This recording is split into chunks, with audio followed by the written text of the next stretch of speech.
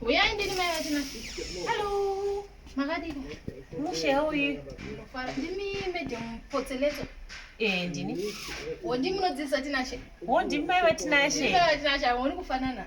Makafanana zvamuudza kuti kwakanaka. Aiwa medium. Vanteera nekumba. Aiwa. Ndina kana mufaro nezvamuri kuita medium. Hamuna mufaro? Handina. Why?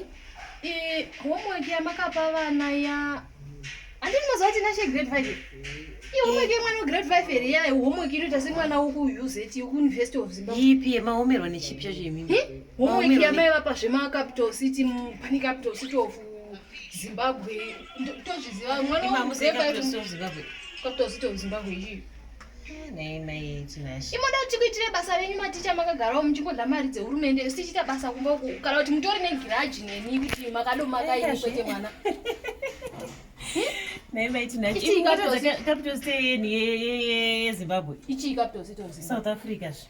Munongonyora South Africa zviri izvi zvinogona zvakanaka painternet. Sai mimba muchigozonesa vana semufona ngovadzidzisa zvamuona kuti vana pfungwa dzavo dzichiri ku ini ndadadoona kuti moziva here papa asi ndadoona kuti moziva remanga makokonewa ka ndaikuinda nini kwaheadmaster venyu kuti vazive havazvi basi. Aiwa capital city Zimbabwe iSouth Africa. Zvamongoziva zviri izvi zvakapusa zvibakeza izvi mudzidzise vana kwete kuda kutinetsa izvi hedu. Alright, it's fine. Thanks. Zilofo. Yeah, ilofo isho.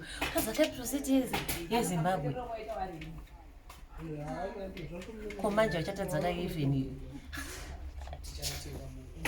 Kana homework yemangwana unegoneri. Mangwana kandopa ndiri zvana capital city of Botswana, capital city of Gaborone.